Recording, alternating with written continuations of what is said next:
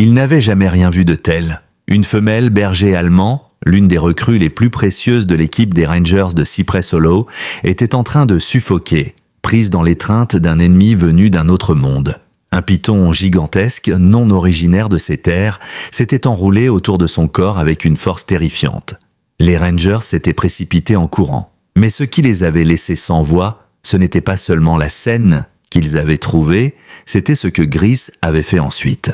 Grise, un berger allemand massif que l'équipe appelait affectueusement Grizzly, était resté figé à la lisière de la clairière. Lui que l'on disait intrépide, lui qui avait déjà affronté des alligators et bravé des ouragans, semblait vidé de tout courage. Ses pattes tremblaient alors qu'il fixait le serpent enroulé autour de sa compagne. Il ne bougeait plus, pétrifié. Mais là, sur ce chemin poussiéreux, loin de toute sécurité, un changement s'était opéré dans son regard. Ce n'était plus simplement de l'instinct. C'était autre chose, une force silencieuse, viscérale, quelque chose qu'on ne reconnaît pas souvent chez les animaux, de la loyauté, du courage, et cette forme d'amour brut, sans mots, mais impossible à ignorer. Laisse un j'aime si cette histoire t'a touché, et partage ton avis en commentaire avec le nom de la ville depuis laquelle tu nous regardes. Maintenant, reprenons le cours de cette histoire. Le parc national de Cypress Hollow luttait depuis des années contre l'invasion des espèces exotiques. Mais l'épidémie de Python Birman avait atteint des proportions catastrophiques. Ces serpents géants, souvent abandonnés par des propriétaires imprudents ou échappés de volières lors de tempêtes, s'étaient multipliés par milliers. Ils ravageaient la faune locale capable d'avaler des cerfs entiers et de s'enrouler autour d'un alligator. Les Rangers menaient une guerre silencieuse contre ces prédateurs furtifs, certains mesurant plus de 5 mètres. Marshall Gaines était le chef ranger depuis maintenant 15 ans. Depuis la perte de sa femme, Hélène, emporté par un cancer à 45 ans, il s'était consacré corps et âme au parc. Son visage buriné racontait à lui seul des centaines de jours sous le soleil implacable de Floride. Et lorsqu'il souriait, ce qui n'arrivait plus souvent que lorsqu'il était en compagnie de ses 2 chiens de travail, les rides autour de ses yeux se creusaient comme les sillons d'un vieux chêne. Gris était arrivé 3 ans plus tôt, lors d'une saison de crues historiques. Marshall l'avait trouvé dressé comme un soldat, en garde, auprès d'un enfant bloqué sur un toit inondé. Le chien était blessé, lacéré, à moitié noyé, et pourtant, il refusait de partir tant que l'enfant n'était pas en sécurité. Même à moitié mort, il se tenait encore entre le danger et l'innocent. Il pesait près de 55 kilos, un colosse noir et feu, au pelage si dense qu'on l'aurait pris pour un petit ours, d'où son surnom, Grizzly. Personne ne savait d'où il venait, mais les cicatrices sous sa fourrure racontaient une histoire sombre. Des combats, de la violence, de la survie. C'est la docteure Abigail Monroe, vétérinaire du parc, qui lui avait sauvé la vie ce jour-là. En 20 ans de médecine animale, elle avait vu bien des cas. Mais jamais un animal avec autant de volonté de vivre. Elle l'avait dit à Marshall, les mains encore tremblantes après avoir refermé la dernière plaie. Cet animal, il veut vivre, plus que beaucoup d'humains que j'ai croisés. Abigail, Abby pour tous, avait 38 ans. Spécialiste des reptiles et des canidés, une combinaison ironique vu les circonstances, elle faisait l'unanimité dans l'équipe par son calme et son efficacité. Et c'est elle qui avait convaincu Marshall de garder Grise au sein de l'équipe. Une fois rétabli, le chien s'était intégré naturellement, comme s'il avait toujours été là. Puis, 6 mois avant l'attaque, une nouvelle arrivante était venue bouleverser l'équilibre. Une jeune femelle, berger allemand, trouvée enchaînée dans un terrain vague, sans nourriture ni eau. L'équipe l'avait nommé River, et dès que Grise l'avait vu, quelque chose avait changé. Il s'était approché lentement, posé devant sa cage sans un bruit, et avait refusé de partir, même pour manger. Il avait veillé sur elle comme il avait veillé sur l'enfant, des années plus tôt. Abby avait murmuré à Marshall, « Il sait ce qu'elle a vécu, comme si la douleur les reliait. » Au fil des semaines, River avait repris des forces, et Grise ne l'avait jamais quitté. Ils patrouillaient ensemble, dormaient côte à côte et semblaient communiquer par un langage que seuls eux comprenaient. L'équipe avait fini par s'habituer à ce duo inséparable. Marshall se reposait sur eux plus qu'il ne l'admettait. Grise pour son courage, River pour son flair légendaire encore plus affûté que celui de son compagnon. Le jour où tout avait basculé et avait commencé comme n'importe quel autre. Marshall s'était levé à l'aube, avait préparé son café noir et s'était installé sur le perron de sa cabane pour regarder la brume danser au-dessus de l'eau. Grise et River étaient des couchés à ses pieds, comme toujours. Le premier l'avait bousculé du museau comme pour dire « Il est temps, chef ». Marshall avait souri. « Bon, voyons ce que la forêt a prévu pour nous aujourd'hui. » Leur circuit habituel passait par la lisière ouest du parc, une zone où les touristes se rapprochaient souvent un peu trop des marais protégés. Ce jour-là, River et Grease étaient partis en avant comme d'habitude, toujours à portée de sifflet. Marshall inspectait une plateforme d'observation abandonnée lorsqu'il avait remarqué l'absence de River. Grease était revenu seul, haletant, agité, tirant sur le pantalon de Marshall comme pour le faire bouger. « Qu'est-ce qu'il y a, vieux ? Où est River ?» Il n'eut pas le temps de finir sa phrase que Grease s'élança, se retournant régulièrement pour s'assurer que Marshall le suivait. Ils s'enfoncèrent dans une zone que peu de rangers visitaient encore, l'ancienne section touristique fermée depuis des années et lentement engloutie par la nature. Les ruines d'un centre d'accueil se dessinaient à travers la végétation. Grease s'arrêta net, le corps tendu comme une corde, un grondement sourd montant de sa gorge. C'est alors que Marshall l'entendit. Un bruit qui n'avait rien à faire là, un sifflement grave, prolongé, pas un serpent ordinaire, un monstre. Il dégaina immédiatement son arme tranquillisant et avança prudemment. Ce qu'il vit au détour du bâtiment le hanta pendant longtemps. River, étendu sur le sol craquelé, son corps prisonnier d'un serpent d'une taille inimaginable. Le python faisait bien 5 mètres de long, son corps aussi épais que la cuisse de Marshall. Ses yeux morts le fixèrent, tandis qu'il resserrait lentement son emprise. Marshall porta sa radio à sa bouche d'une main tremblante. « Centre, ici Marshall. Besoin d'assistance immédiate à l'ancien centre touristique. River est en danger. Python gigantesque. Je répète, c'est grave. » Il jeta un regard à Grease, s'attendant à ce qu'il bondisse, mais ce qu'il vit le glaça. Le chien était figé, tremblant, les oreilles plaquées contre le crâne, le regard rivé sur le serpent. Marshall n'avait jamais vu Grease comme ça. Pas face à une tempête, pas face à un braconnier armé. Jamais. « Grease reste !» lança Marshall, même s'il savait que l'ordre était inutile. Le chien ne bougeait pas. Il n'était plus un guerrier. Il était une statue de peur. Marshall avança lentement, arme levée, calculant chaque pas. Les anneaux du serpent se resserraient encore autour de River.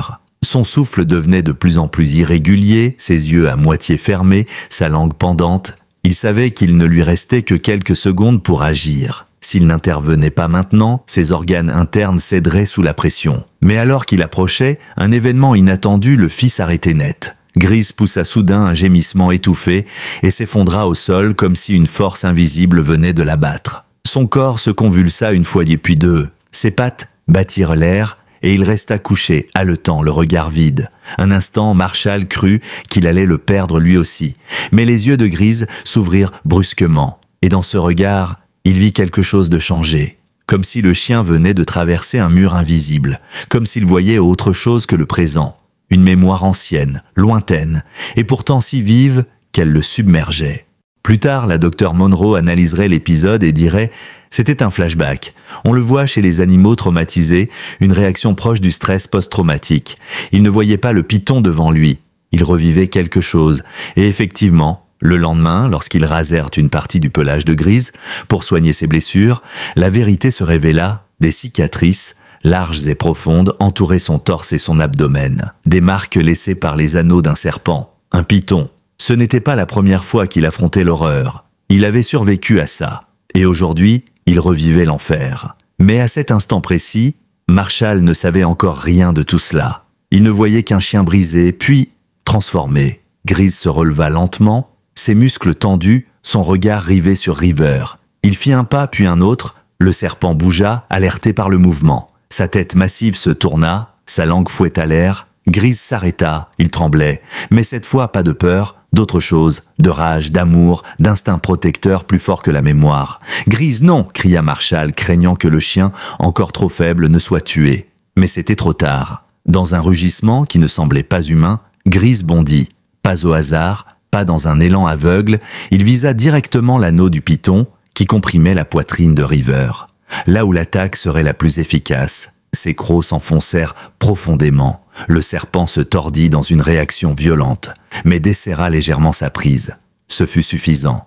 Marshall visa et tira. La fléchette anesthésiante s'enfonça dans la masse du reptile. Il savait qu'il faudrait du temps pour que le produit fasse effet. Centre, ici Gaine. Grease est au contact avec le python. River est toujours prise. On a besoin de renforts immédiats. La réponse fut rapide. « On arrive. 2 minutes. » C'était la voix de Nora, une des Rangers les plus expérimentées. Pendant ce temps, Grise tenait bon. Le serpent tentait de se libérer, d'enrouler ses anneaux autour du chien. Mais Grise esquivait, mordait, tenait. Malgré les morsures, malgré le sang qui coulait de sa gueule, il ne lâchait pas. Marshall, voyant que la prise s'était légèrement relâchée, s'élança. Il attrapa River par les pattes arrière et la tira de toutes ses forces. Elle était inerte, mais elle respirait. Nora arriva avec 2 autres membres de l'équipe. « On tire sur 3 !» cria-t-elle. Grise, comme s'il comprenait, redoubla d'efforts, distrayant le serpent le temps que les Rangers tirent River complètement hors de sa portée. Puis, voyant que sa mission était accomplie, Grise lâcha prise et recula en titubant. Sa gueule était couverte de sang, ses flancs tremblaient. Une de ses pattes saignait abondamment. Le python, désormais sous l'effet de l'anesthésique, cessa lentement de bouger. « Amenez une caisse de transport !» ordonna Marshall. « On l'envoie au centre de recherche. » Il se tourna ensuite vers les chiens. River, malgré les blessures, était en vie. Ses côtes se soulevaient lentement. Grise, quant à lui, se tenait au-dessus d'elle, haletant, tremblant, mais debout. Il posa délicatement son museau sur le visage de River, laissant échapper un petit gémissement. « On doit l'emmener tout de suite », dit Marshall en soulevant River dans ses bras. Grise grogna faiblement par réflexe, mais se calma en reconnaissant son ami. Il suivit le pas difficilement, boitant, ses blessures saignant à chaque mouvement. Mais il ne regardait que River. Rien d'autre ne semblait compter. Ni la douleur, ni la peur, ni les souvenirs qui le hantaient. Pendant le trajet en véhicule jusqu'au centre, River était installé sur les genoux de Marshall. Grise avait posé sa tête sur la cuisse de Marshall, ses yeux fixés sur la chienne endormie. « T'es vraiment pas un chien comme les autres », murmura Marshall en lui caressant la tête. Grise ne répondit pas, mais sa queue frappa doucement le sol. Juste une fois, comme un accord silencieux. Marshall comprit alors quelque chose d'essentiel. Grise n'avait pas seulement affronté un serpent. Il avait affronté son passé, sa peur, son traumatisme. Et il avait gagné, pas pour lui, mais pour elle. Le centre vétérinaire de Cypress Hollow, modeste bâtiment installé à la lisière du parc, n'était pas conçu pour des scènes de tension dramatique. C'était une ancienne maison de ranch, agrandie avec le temps pour accueillir une salle de chirurgie, quelques boxes de soins et un espace de récupération. On y avait soigné des cerfs orphelins, des aigles blessés, même un lamentin heurté par une hélice. Mais ce jour-là, c'est tout le personnel qui se mobilisa dans un tourbillon d'urgence. La docteure Abigail Monroe était déjà dehors lorsqu'ils arrivèrent. Gants s'enfiler, regard déterminé, elle attendait Marshall, River dans ses bras, suivi de près par un Grise boitillant. « Salle d'examen numéro 1 », ordonna-t-elle tout en inspectant l'état de la chienne sans perdre une seconde. « Combien de temps a-t-elle été compressée ?»« Au moins 5 minutes, peut-être plus », répondit Marshall en posant doucement River sur la table en acier. Grise tenta de sauter pour la rejoindre, mais sa patte céda sous son propre poids. Il poussa un gémissement frustré, tourna en rond, ses griffes claquant nerveusement sur le lino. « Lui aussi a besoin de soins », nota Abigail, jetant un œil rapide à ses blessures. « Les morsures de python s'infectent si facilement. » Nora s'avança. « Je l'emmène dans l'autre salle. » Mais la réaction de Grise fut immédiate et surprenante. Alors que Nora essayait de le guider doucement, le chien planta ses pattes au sol et grogna. Ce n'était pas un grognement agressif, mais un avertissement clair. Il ne quitterait pas River, pas maintenant. Marshall posa une main sur l'épaule de la vétérinaire. « Laisse-le rester. Il l'a mérité. » Abigail acquiesça. « Très bien, mais qu'il ne gêne pas. » River respirait encore, mais difficilement. Les radios montrèrent 3 côtes cassées, un poumon partiellement affaissé et un début d'hémorragie interne. Il fallait opérer rapidement. Grise refusa de quitter la pièce. Lorsqu'on tenta de l'éloigner pour stériliser la zone, il s'interposa de nouveau, grognant doucement. Ce fut Marshall qui le calma. Il s'accroupit à sa hauteur, croisa son regard fatigué et lui dit « Elle a besoin d'aide, mon vieux, laisse-les faire. Moi, je reste avec toi, d'accord ?» Grise hésita, puis recula lentement, le regard fixé sur River tandis qu'on roulait la table vers la salle d'opération. Ils s'installèrent sur le banc, juste à côté. Grise s'y laissa tomber avec un soupir lourd, posant sa tête sur les genoux de Marshall, les yeux rivés sur la porte fermée. Nora vint avec une trousse de soins pour s'occuper de lui. Elle désinfecta les plaies, nettoya les morsures, mais Grise ne réagit presque pas. Même lorsque l'alcool entra en contact avec une blessure près de la gorge, il ne bougea pas. Son regard n'avait pas quitté la salle où River se battait pour sa vie. « Marshall », dit doucement Nora en continuant ses soins. « Je sais que je donne toujours l'impression d'être celle qui garde ses distances, mais ce qu'il a fait aujourd'hui, ce n'était pas juste de l'instinct. J'ai jamais vu un animal surmonter la peur comme ça. Marshall hocha lentement la tête. Sa gorge était nouée. Quand je l'ai trouvé il y a 3 ans, je savais qu'il était spécial. Mais ça, je n'ai pas de mots. L'opération dura près de 3 heures lorsqu'Abigail réapparut enfin, sa blouse tachée de sang, son visage marqué par l'effort. Elle lança d'une voix fatiguée mais soulagée. « Elle est stable. L'hémorragie est contrôlée, le poumon regonflé, les côtes sont en place. Les prochaines 24 heures seront critiques. Mais elle a une chance. » Grise bondit sur ses pattes, aussi vite que son corps meurtri le lui permettait. Il la suivit jusqu'à la salle de réveil. Là, River avait été installé dans une grande cage sans barreaux, une pièce confortable avec une lumière douce et des équipements de monitoring. Grise s'approcha d'elle avec précaution, inspecta son museau, puis son flanc bandé, comme pour vérifier par lui-même l'état de sa compagne. Il finit par se coucher tout contre elle sans la toucher, juste assez près pour qu'elle sente sa chaleur quand elle se réveillerait. « Je reste avec eux cette nuit » annonça Marshall à Abigail. « Je surveillerai les constantes. » Mais elle secoua la tête. « Non, tu as vécu une journée d'enfer. Je prends le relais, va manger, prends une douche, reviens demain matin. » Marshall hésita, mais regardant Grise, veillé sur River, il comprit qu'il pouvait partir en confiance. « Ne les sépare pas. »« Je n'en ai pas l'intention, » répondit-elle. Ce fut cette nuit-là que tout changea. Grise refusa de quitter la pièce. Même pour manger, même pour aller dehors. Le personnel dut lui apporter de l'eau et le guider vers un petit espace extérieur adjacent à la chambre de River. Il y fit ses besoins rapidement, sans détourner les yeux de la porte, puis retourna immédiatement à son poste. Le plus inquiétant pour Marshall fut l'absence d'appétit du chien. Lui qui avalait habituellement 4 bols de croquettes riches en protéines chaque jour, ne mangeait plus qu'une poignée. Et uniquement si Marshall était présent pour l'encourager, bouchée après bouchée. Au 3e matin, Marshall passa sa main sur les flancs de Grise et sentit avec inquiétude ses côtes saillir sous la peau. « Il maigrit » dit-il en soupirant. « Il est inquiet » répondit simplement Abigail. « On voit ça souvent. Une fois que River se réveillera vraiment, son appétit reviendra. » Et effectivement, le 4e jour, River ouvrit enfin les yeux. D'abord confus, son regard se posa sur Grise. Elle émit un petit gémissement. Le chien, qui somnolait, se redressa immédiatement. Il renifla doucement son visage, puis fit quelque chose que tout le monde retint en silence.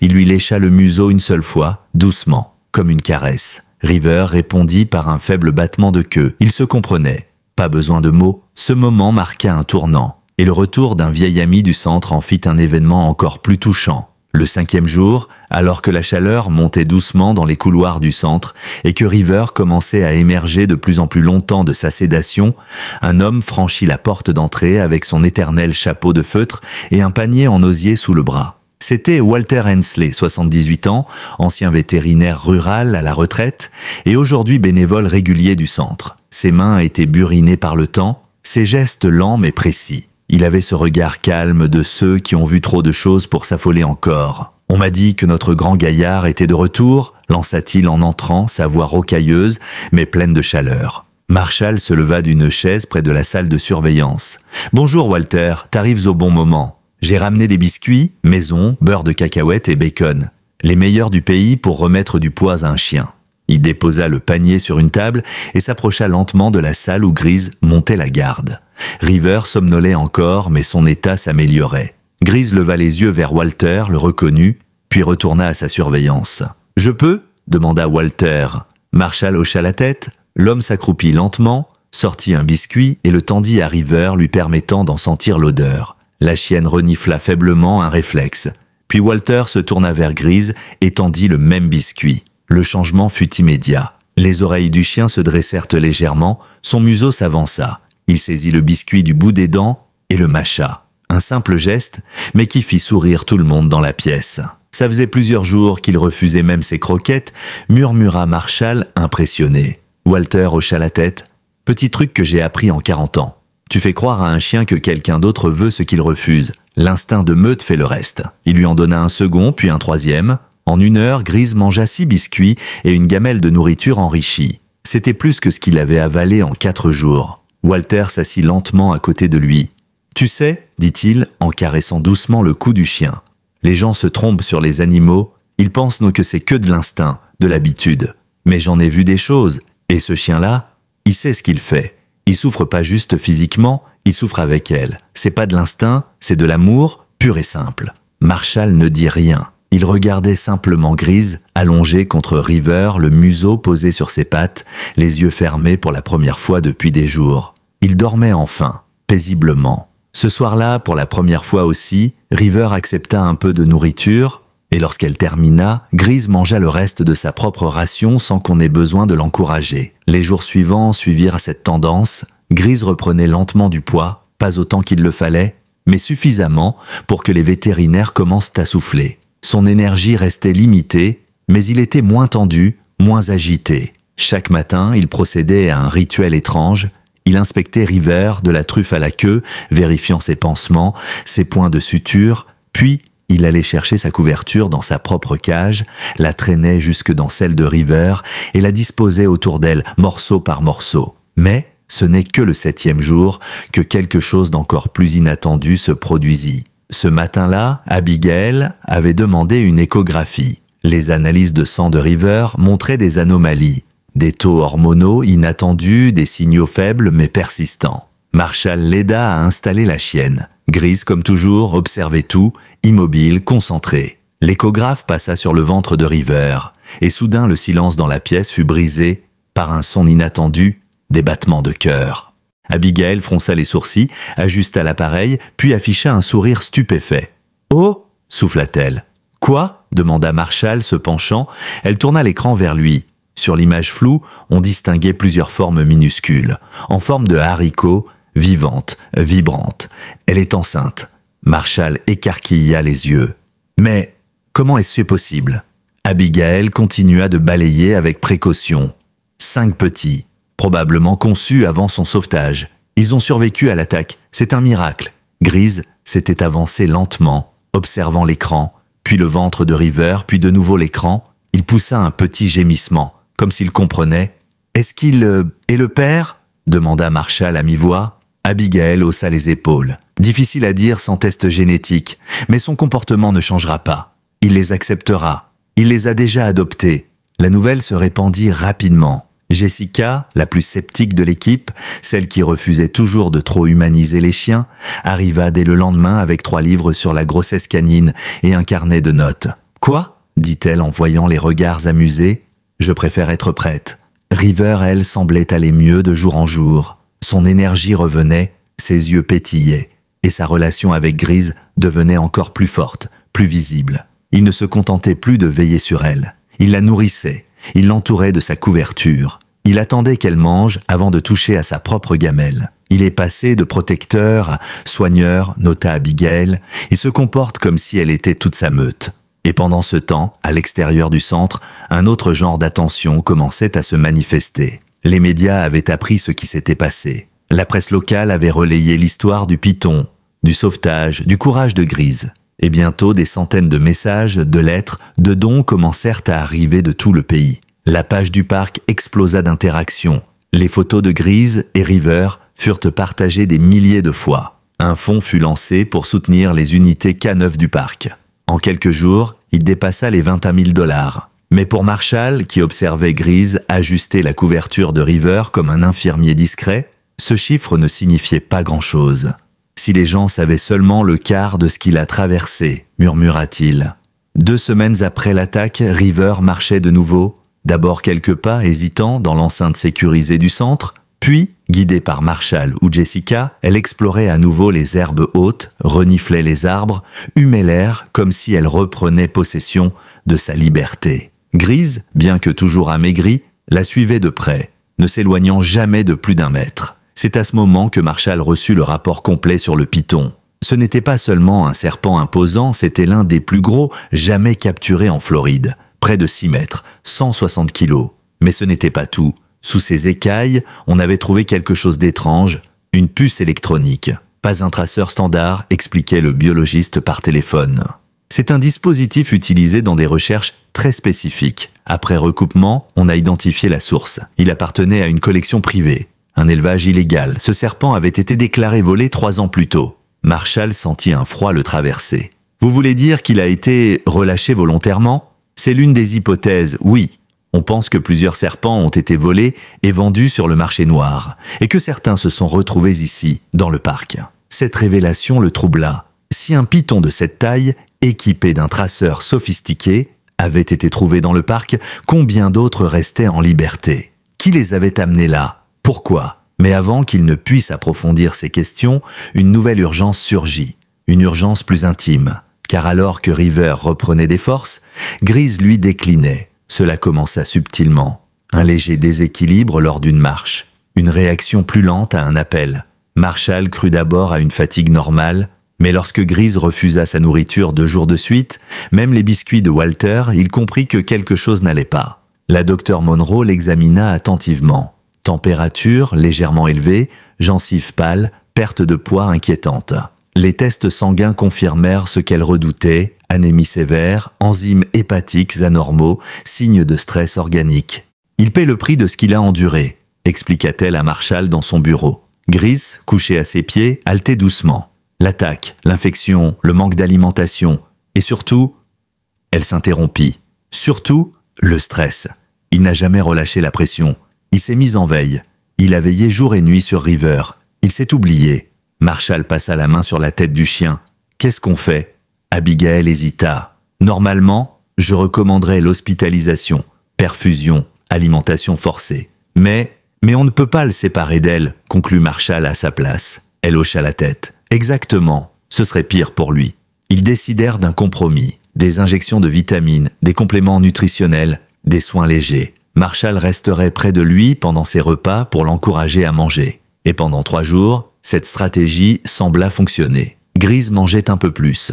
Il levait la tête, il suivait les mouvements. Il semblait reprendre doucement. Mais le 4e jour, tout bascula. Ce matin-là, le ciel s'était chargé de nuages sombres. Une de ces tempêtes d'été que le parc connaissait trop bien se préparait. Vers midi, alors que la chaleur devenait écrasante, un éclair frappa quelque part non loin du centre. La lumière vacilla, puis tout s'éteignit. Le générateur aurait dû prendre le relais, mais rien ne se passa. « La ligne d'alimentation du groupe électrogène est probablement touchée », déclara Jessica en sueur. « J'y vais. Toi, vérifie les animaux. » Marshall se dirigea directement vers la salle de River. La pénombre régnait. Il entendit Grise bien avant de le voir. Un grondement grave, profond, suivi d'un aboiement bref, presque de panique. Il allume la lampe de son téléphone. La scène qui s'offrit à lui coupa le souffle. Grise se tenait entre River et la fenêtre, son corps tendu, les poils dressés. Il tournait sans cesse entre la porte et la vitre, grognant, haletant, comme possédé. À chaque flash de lumière, il tressaillait. River, bien que faible, gémissait doucement, essayant de suivre ses mouvements du regard. « Grise !» appela doucement Marshall. « C'est juste la tempête, ce n'est rien, mon grand. » Mais il sut immédiatement que ce n'était pas rien. Grise n'avait pas peur de l'orage. Il revivait quelque chose, l'eau, l'obscurité, le vacarme. Et surtout, River couché là, vulnérable. La mémoire du passé se superposait au présent. Il ne savait plus faire la différence. Abigail entra à son tour, attirée par le vacarme.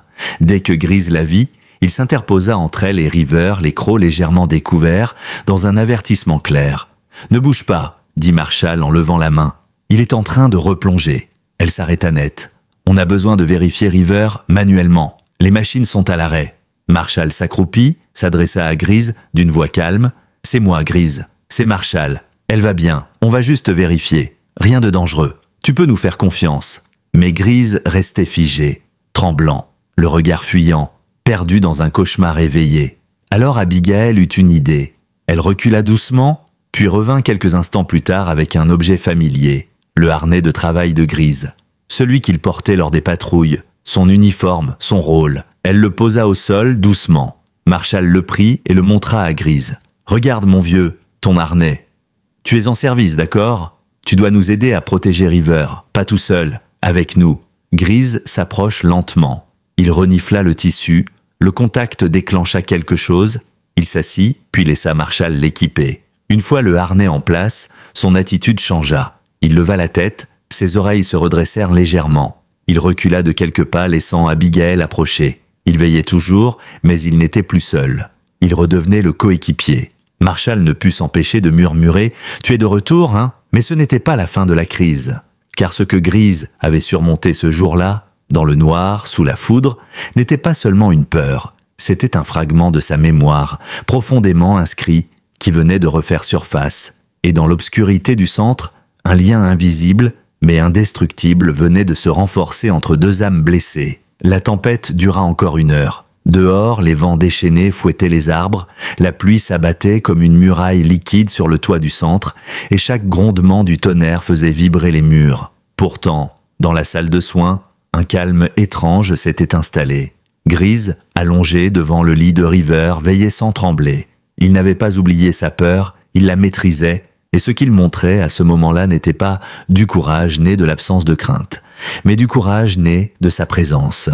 Lorsque le générateur fut enfin réparé et que la lumière revint, River leva doucement la tête. Elle jeta un coup d'œil à Grease, qui l'observait silencieusement. Puis elle émit un petit son, un tcheuf rauque, presque un souffle. Grease tourna aussitôt la tête vers elle, les oreilles adressées. Elle répéta le son. Ce fut presque imperceptible. Mais Marshall et Abigail le virent. Le chien, tendu comme un arc depuis des jours, relâcha ses muscles, abaissa les épaules et vint se coucher contre elle. Il poussa un soupir profond, long, comme si toute la tension de la semaine s'évaporait en un instant. « Tu as vu ça ?» souffla Abigail. Marshall acquiesça. Il n'avait jamais rien vu de tel. River venait, en un seul son, de le ramener, de l'apaiser, de le reconnecter à la réalité. Le lendemain matin, alors que Grease mangeait enfin une ration complète, pour la première fois depuis le début de l'incident, Jessica entra avec une mine sérieuse. Elle avait passé la nuit en contact avec les autorités de Miami. La police a retrouvé le type à qui appartenait le python, annonça-t-elle. Mort, il y a 2 semaines, dans un garde-meuble, probablement tué par l'un de ses propres serpents. Marshall se redressa lentement. Et les autres serpents? Pas là. Ils ont disparu. 3 manquent à l'appel, dont une femelle, encore plus grosse que celle qui a attaqué River. Ce fut comme une gifle. Le parc n'était pas hors de danger. Ces pythons n'étaient pas des spécimens ordinaires. Ils avaient été élevés, stockés et vendus dans des circuits illégaux. L'un d'eux avait failli tuer River, et rien ne garantissait que les autres ne rôdaient pas encore. Marshall fit ajuster immédiatement les itinéraires de patrouille.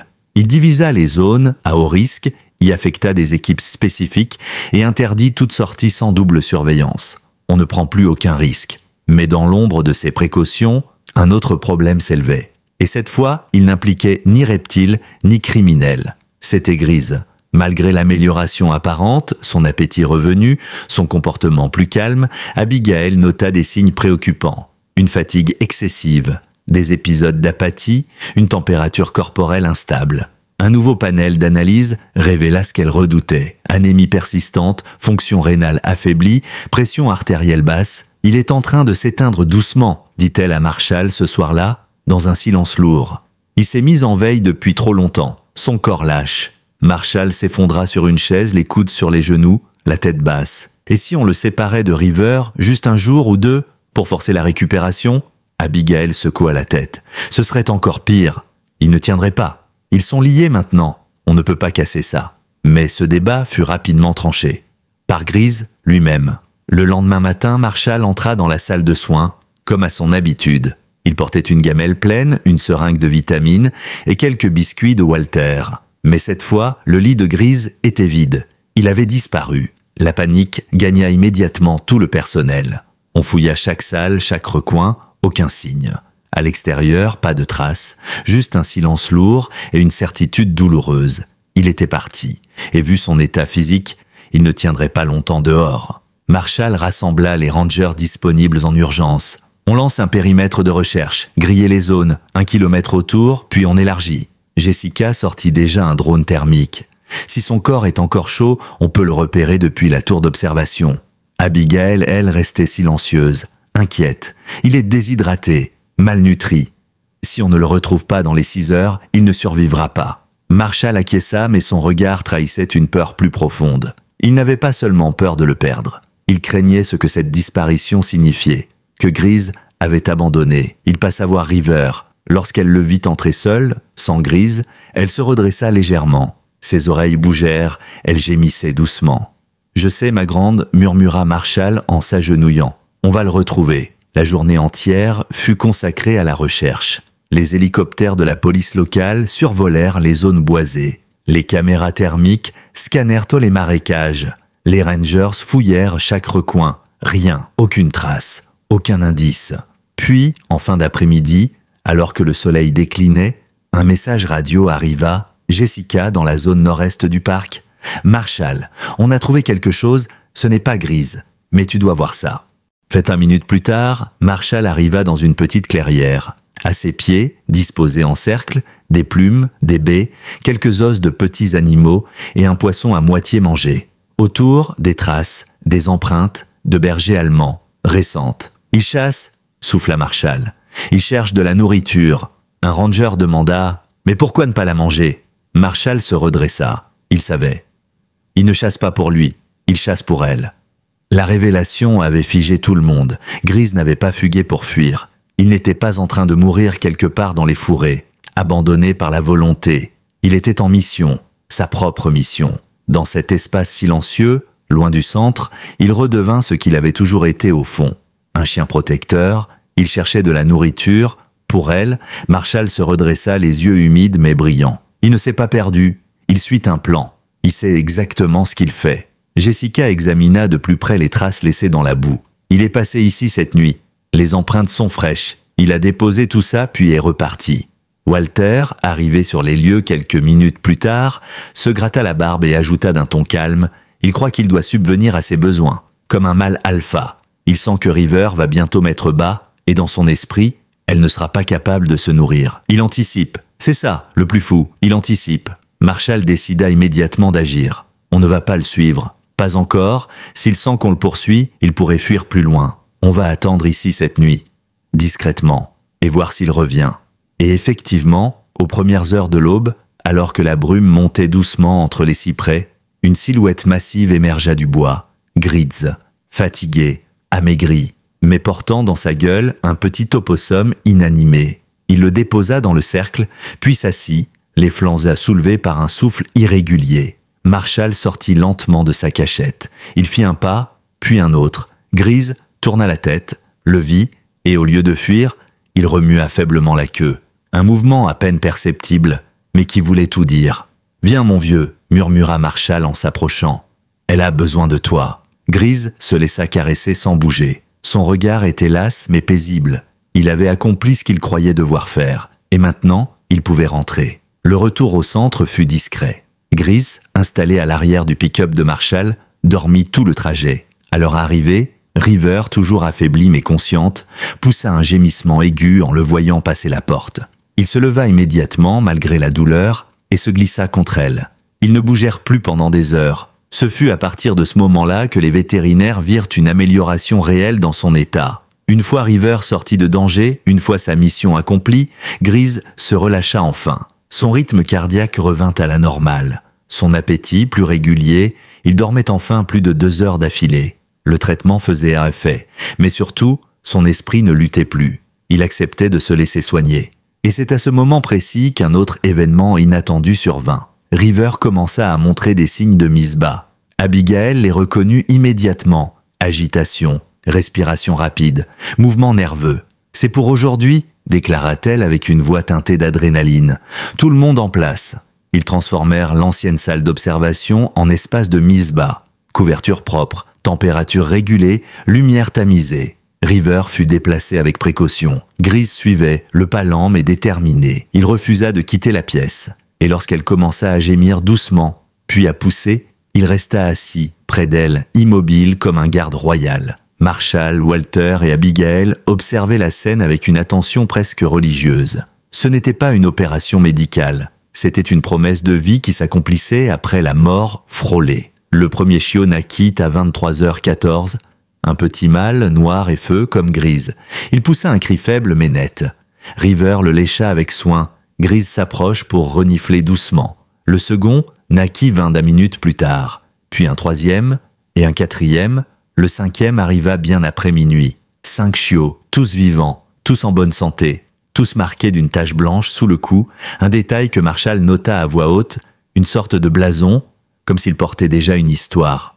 Le lendemain matin, alors que la lumière dorée inondait la salle à travers les stores, Grise était couché en rond autour de River et des petits. Il ne bougeait pas. Il ne dormait même pas. Il les observait comme un commandant veillant sur ses troupes. Et malgré son corps encore fragile, malgré les cicatrices visibles et invisibles, quelque chose brillait dans son regard.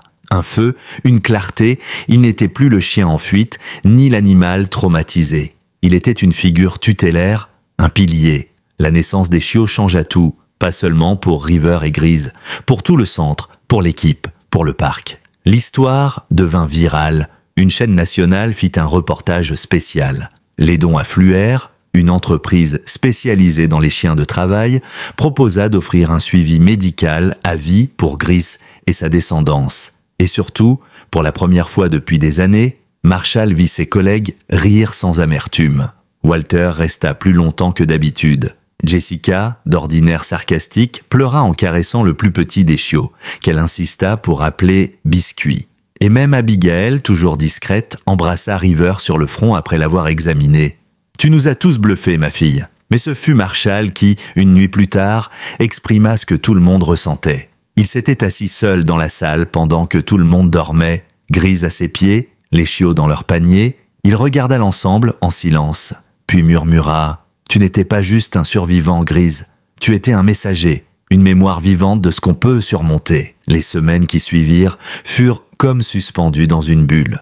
Tout au centre vétérinaire tournait autour des chiots. On leur aménagea un espace sécurisé, protégé du vent et des visiteurs. Chaque jour, on notait leur poids, leur température, leur comportement. Et chaque soir, une personne différente de l'équipe restait dormir près d'eux, simplement pour veiller. Grise, de son côté, ne s'éloignait jamais. Il ne dormait que d'un œil, toujours en position de garde. Même affaibli, il imposait le respect à tous.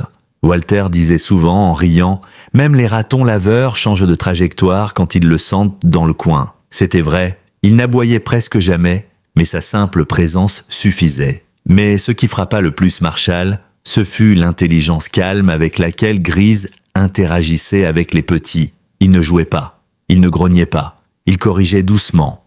Un regard, une posture, un mouvement de museau et les chiots se calmaient. On aurait dit qu'il avait été un père toute sa vie. Un après-midi, alors que River dormait profondément et que les petits mordillaient une corde en tissu, Marshall s'accroupit à côté de Grise. Il l'observa longuement, silencieusement, puis dit « Tu sais, j'ai jamais vraiment cru à ces histoires de réincarnation, de sens caché. Mais avec toi, je commence à douter. » Grise tourna simplement la tête, cligna des yeux et posa sa truffe sur la main de Marshall. Un contact simple, léger, mais rempli d'une force ancienne. Plus tard ce soir-là, alors que Walter les rejoignait avec 2 thés brûlants, Marshall partagea ce qu'il avait appris grâce à une conversation avec un agent de la faune sauvage de Tallahassee. « Il y a des rumeurs, dit-il, des anciens agents qui parlent d'un programme secret mis en place après l'ouragan de 2017. Des chiens sélectionnés pour intervenir dans des zones hostiles, avec très peu d'intervention humaine. Des unités spéciales, pas officielles. » Walter fronça les sourcils. Des chiens formés comme soldats fantômes? Marshall acquiesça. Officiellement, ça n'a jamais existé. Mais officieusement, il fit une pause. Il y a un détail. Quand j'ai rasé une partie du flanc de Grise pour désinfecter une plaie, j'ai vu une cicatrice. Pas une blessure, une marque de brûlure, circulaire, comme une sorte d'insigne. Walter posa sa tasse. « Tu crois qu'il vient de ce programme ?» Marshall hocha lentement la tête. Et je pense qu'il a vu des choses qu'on ne peut pas imaginer. Ce n'était pas seulement le python, pas seulement le trauma. C'était tout ce que Grise avait dû endurer avant d'arriver ici. Des années sans repère, des missions sans fin. Et au milieu de tout ça, il avait gardé ce sens aigu de la loyauté, de la protection. Et maintenant, il le transmettait. Car les chiots, à mesure qu'ils grandissaient, développaient tous des comportements qu'on ne s'attendait pas à voir si tôt. À 3 semaines, ils répondaient déjà à des ordres simples. À 5 semaines, ils ne s'éloignaient jamais de la zone désignée pour leur jeu, même sans clôture. Et à 6 semaines, l'un d'eux, Biscuit, avait déjà appris à détecter les changements de respiration de River quand elle dormait et à donner l'alerte avec un jappement particulier. Marshall et Abigail en furent de bluffés. « C'est pas normal, dit-elle. Ils sont comme formatés, mais pas par dressage, par instinct. » Walter hocha la tête, pensif. « C'est pas du hasard. Grise ne les a pas juste protégés. Il les a enseignés, sans mots. Et c'est ainsi que naquit l'idée. Marshall proposa de créer un programme spécial, une unité de chiens de soutien et de détection avancée issus de cette lignée. Pas pour l'armée, pas pour la police, mais pour les parcs, les zones naturelles à risque, les équipes de sauvetage. Une réponse civile à un besoin croissant. Une manière de prolonger ce que Grease avait commencé. Abigail, au début sceptique, finit par soutenir pleinement le projet. Si on encadre ça comme il faut, on pourrait faire une différence. Les papiers furent envoyés. Les fonds récoltés grâce à la notoriété de Grease furent utilisés pour bâtir une petite aile au centre. 3 boxes supplémentaires, un enclos extérieur, une salle d'entraînement. Et le nom donné à l'unité, l'unité Sentinelle, en hommage à Grease. Mais alors que les chiots approchaient de leur 9e semaine, une nouvelle ombre s'abattit. Grease de nouveau refusa sa nourriture. Il perdit rapidement du poids, il marchait difficilement, même sa respiration semblait plus lourde. Les examens révélèrent une rechute sévère. Son foie était affaibli, son cœur irrégulier. Abigail fut franche. Il ne lui reste plus beaucoup de temps. Marshall resta auprès de lui sans interruption.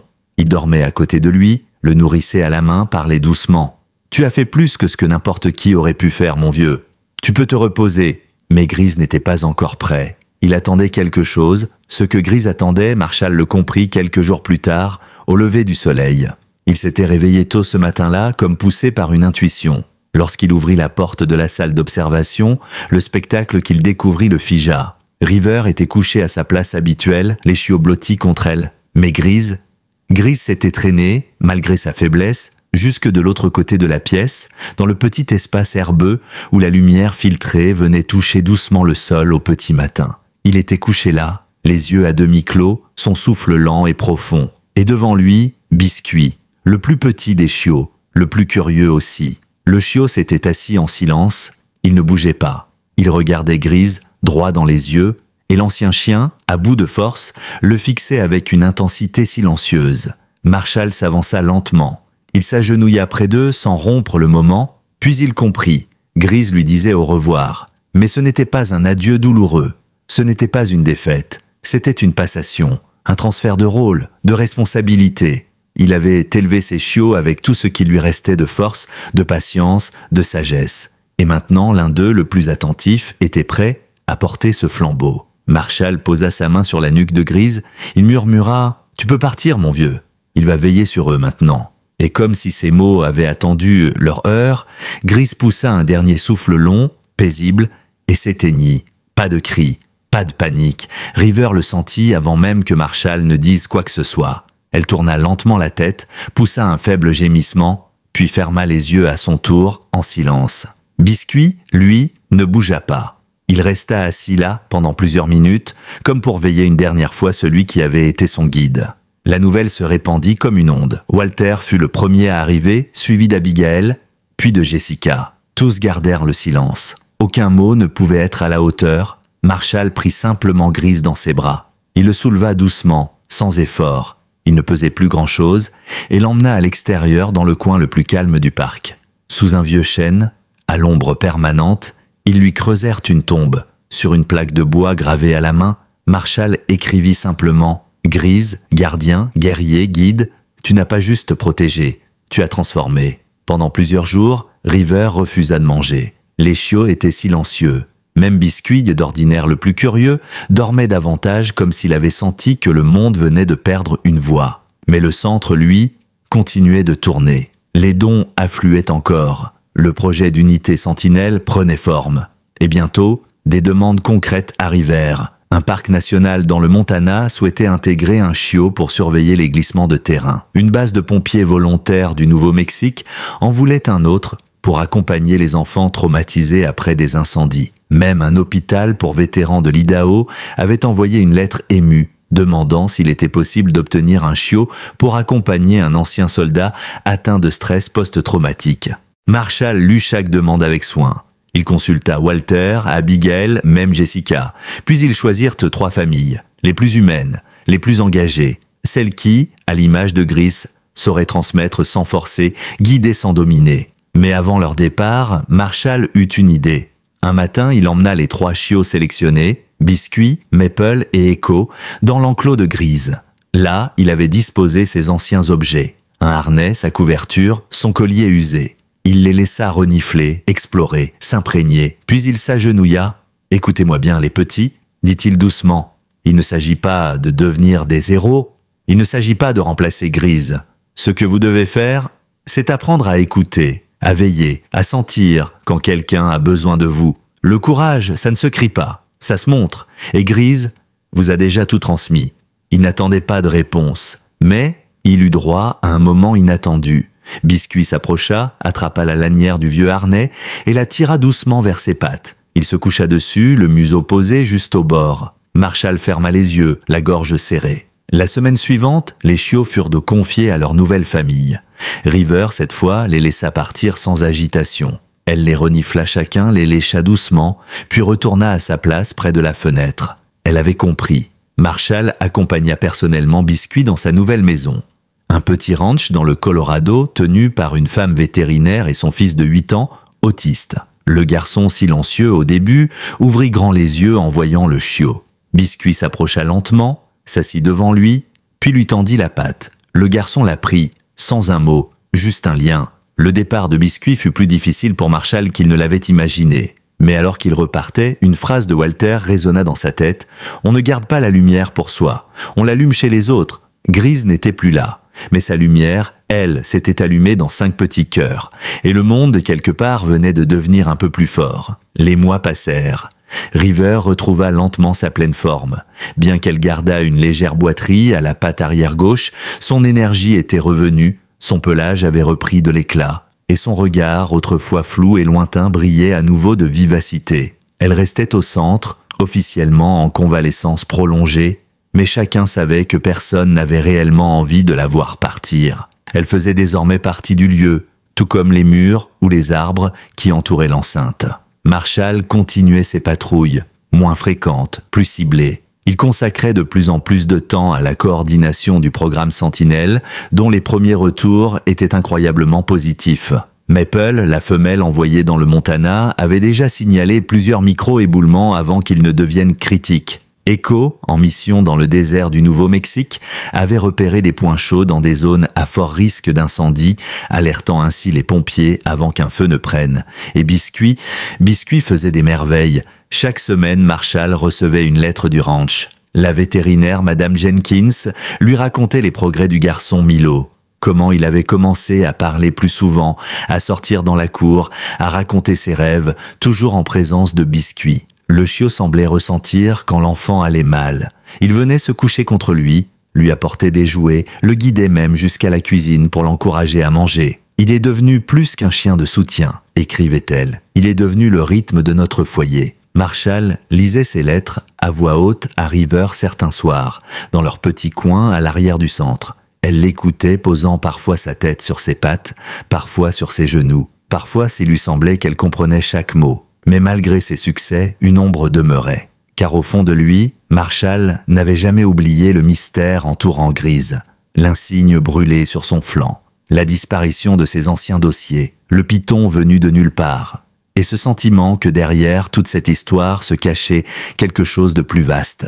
Il décida d'enquêter, discrètement. Il reprit contact avec un vieil ami, Marcus Elwood, ancien officier de renseignement militaire, aujourd'hui reconverti en conseiller de sécurité pour des ONG. Après plusieurs échanges cryptés, Marcus accepta de le rencontrer à Atlanta. Dans un café discret, loin du tumulte, Marcus écouta tout ce que Marshall avait à dire. Il ne prit aucune note, ne posa presque aucune question. Puis à la fin, il murmura « Je pense que tu as raison, et je pense que tu devrais faire très attention. » Il sortit de sa veste un petit dossier jauni. À l'intérieur, quelques photos floues, des rapports partiels. Marshall reconnut aussitôt Grise sur une image, mais pas comme il l'avait connu, plus jeune, plus massif, un harnais militaire. Il se tenait près d'un hélicoptère, aux côtés d'un homme dont le visage avait été caviardé. En arrière-plan, un paysage désertique, pas américain. Ce chien faisait partie d'un projet appelé Vanguard, pas officiel, pas archivé. Des missions en zone rouge, classées, des tests comportementaux poussés, des opérations menées sans autorisation du Congrès. Marcus le fixa. Ce chien a probablement vu la guerre. Pas une métaphore, la vraie. Marshall sentit son cœur s'accélérer. Pourquoi l'avoir relâché ici alors? Peut-être qu'il s'est échappé? Peut-être qu'on l'a relâché exprès? Peut-être qu'on a tenté de l'effacer? Ces chiens, Quand ils devenaient instables ou trop imprévisibles, on les déclarait morts au combat. Mais parfois, ils survivaient et disparaissaient. Le silence retomba. Marshall serra les poings. Il méritait mieux. Il était plus loyal que la moitié des gens que j'ai croisés. Marcus acquiesça.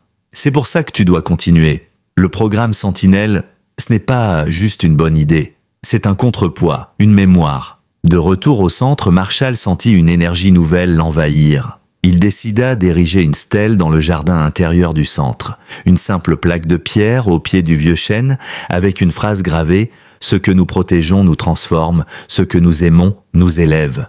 Il y déposa le vieux collier de Grise, attaché à une pierre. Walter, Jessica, Abigail, même les nouveaux stagiaires, vinrent un à un y déposer une fleur, une pierre, un mot. Et un soir, alors que Rivers s'était assoupi contre la rambarde en bois, Marshall leva les yeux vers le ciel et murmura « Tu continues de nous guider, vieux frère. Chaque jour, le centre vétérinaire, autrefois modeste, était devenu en quelques mois un véritable sanctuaire. Pas un sanctuaire figé, rigide, froid, mais un lieu vivant, vibrant, traversé par les pas, les souffles et les histoires. Des visiteurs venaient de tout le pays, parfois même de l'étranger, pour rencontrer River, pour voir la stèle de Grise, ou simplement pour écouter Marshall raconter cette histoire que l'on pensait sortie d'un vieux roman et qui pourtant était vraie. Crue, brute, belle, les chiots restés au centre grandissaient vite. 2 d'entre eux, Nomade et Tiny, furent intégrés à des missions locales. Détection de produits toxiques dans une réserve naturelle, accompagnement de randonneurs traumatisés par des incendies récents. Et chacun, à sa manière, portait l'empreinte de Grise, dans leur calme, leur attention, leur capacité à réagir avant même qu'on leur demande, comme s'ils avaient hérité d'un code invisible. Mais c'est un événement imprévu qui bouleversa à nouveau l'équilibre de Marshall. Un matin d'automne, alors qu'il vérifiait les clôtures à la lisière du marécage, il tomba sur un jeune chien, seul, amaigri, trempé jusqu'aux os. Un berger australien croisé, visiblement égaré depuis plusieurs jours. Il n'avait ni collier, ni tatouage, ni puce, juste une peur incrustée dans les muscles. Quand Marshall s'approcha, le chien grogna, recula, puis s'immobilisa. Mais lorsque River apparut derrière lui, elle l'accompagnait souvent depuis quelque temps. Le chien baissa aussitôt la tête. Il laissa échapper un petit jappement, s'approcha et se coucha sur le dos, totalement vulnérable. Marshall n'avait jamais vu ça. Il ramena l'animal au centre, le fit examiner, lui donna un nom provisoire, Scout. Mais très vite, il devint évident qu'il ne serait pas provisoire longtemps, car River s'attacha à lui de manière fulgurante. Et Scout, de son côté, ne quittait jamais sa trace. Ce lien entre eux raviva quelque chose en Marshall. Il ne s'agissait plus seulement de protéger, d'observer, de documenter.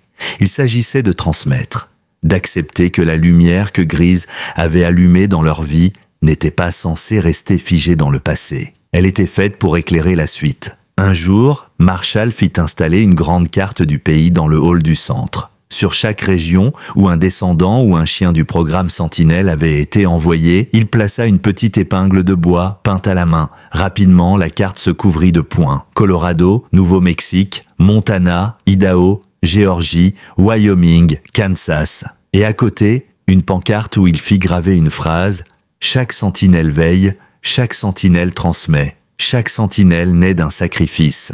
Les visiteurs la lisaient en silence. Certains la prenaient en photo, d'autres, simplement, touchaient du doigt la plaque puis fermaient les yeux quelques secondes, comme pour capter quelque chose. Ce fut à ce moment précis, alors que l'hiver approchait, que l'invitation arriva. Une école vétérinaire du Vermont, l'une des plus anciennes du pays, organisait un colloque autour de la résilience animale et de la transmission instinctive. On avait entendu parler du centre, du programme Sentinelle, de l'histoire de Grise.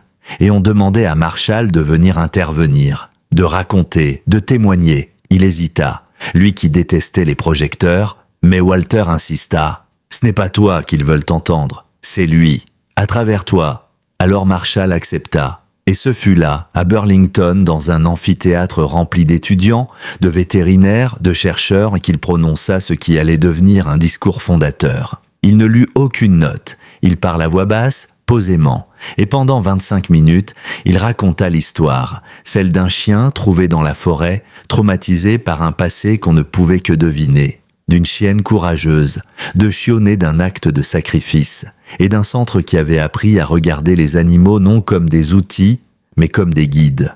À la fin, un silence profond régna dans la salle. Puis une étudiante leva la main et demanda les yeux humides. « Comment sait-on, monsieur Gaines, qu'un chien est plus qu'un chien ?» Marshall répondit sans réfléchir. « Quand il vous regarde, et que vous sentez qu'il vous voit tel que vous êtes, mais qu'il vous protège comme si vous étiez déjà la meilleure version de vous-même. » Ce soir-là, lorsqu'il rentra au centre, River l'attendait près de la fenêtre. Scout aussi. Il s'agenouilla, les serra contre lui et ferma les yeux. Il savait qu'il restait encore beaucoup à faire, beaucoup à apprendre, beaucoup à transmettre, mais au fond de lui, il sentait quelque chose d'apaisé, comme un souffle revenu, une boucle en train de se refermer, ou peut-être de s'ouvrir sur autre chose. Le centre était calme ce soir-là, un calme qui ne venait pas de l'absence d'activité, mais de cette forme de paix rare qui s'installe quand chaque chose est à sa place. Marshall marchait lentement le long de la clôture sud, celle qui borde la zone boisée. La lune filtrait entre les branches, et au loin, un coyote chantait. Il sourit. Même les prédateurs semblaient s'être apaisés. River avançait à ses côtés, sa silhouette élancée, silencieuse. Scout trottait un peu en avant, la queue haute, les oreilles aux aguets, un vrai trio. Différents, marqués par des passés distincts, mais unis par une même mission, veiller. Ils s'arrêtèrent au pied du vieux chêne, là où reposait Grise. La pierre était simple, mais elle était devenue un lieu de passage. Les enfants y déposaient parfois des dessins. Des bénévoles y laissaient des cailloux peints.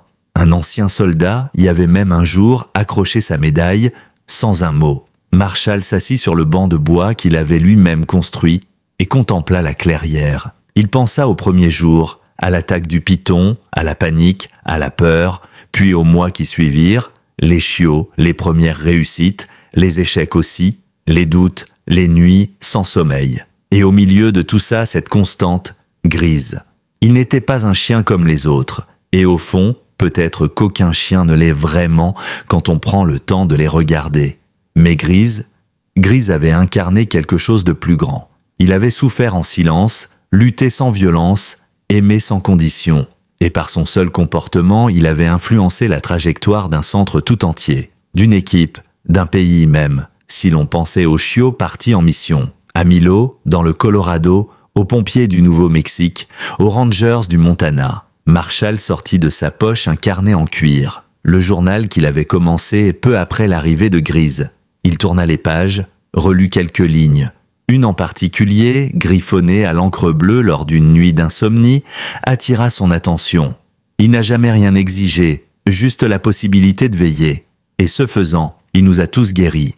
Il referma le carnet, se leva, jeta un dernier regard à la stèle, puis il se tourna vers River et Scout. « On rentre ?» Les deux chiens se mirent en marche sans un bruit. Au centre, Jessica avait préparé un rapport de mission pour le Conseil régional de conservation. Walter triait de vieux outils dans l'atelier. Abigail terminait un appel avec un institut de recherche comportementale intéressé par les chiots sentinelles. La routine désormais. Mais quand Marshall entra avec River et Scout, tout le monde leva la tête.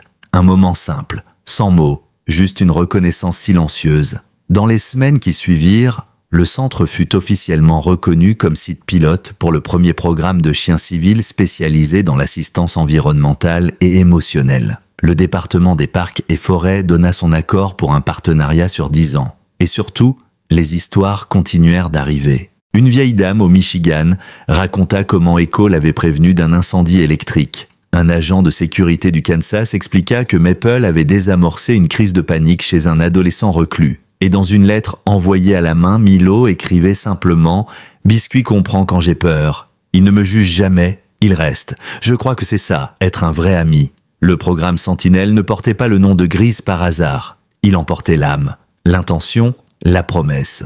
Un an après sa disparition, une cérémonie fut organisée. Pas une commémoration triste, mais une célébration. Marshall y lut un texte devant les employés, les visiteurs, les familles adoptantes, les anciens vétérans, les enfants. Il parla de courage, de mémoire, de transmission. Puis, en guise de conclusion, il déclara « Si vous cherchez Grise aujourd'hui, vous ne le trouverez pas dans un enclos, pas dans un bureau, Pas dans une photo encadrée, mais regardez les sentinelles, regardez ceux qu'ils protègent, regardez la paix qu'ils laissent de derrière eux. Là, il est là, à chaque instant, dans chaque souffle. Le public resta silencieux, puis lentement, les applaudissements éclatèrent. Longs, sincères, profonds. Et ce soir-là, alors que la lumière tombait doucement sur le parc, que les feuilles frémissaient sous le vent d'été, Marshall s'assit à nouveau sous le chêne. Il posa la main sur la pierre, ferma les yeux, et dans le bruissement des branches, dans le galop léger des chiots au loin, dans le calme paisible de River couché à ses pieds, il crut entendre une dernière fois le souffle familier de Grise. Pas un adieu, un murmure, un « je veille encore ».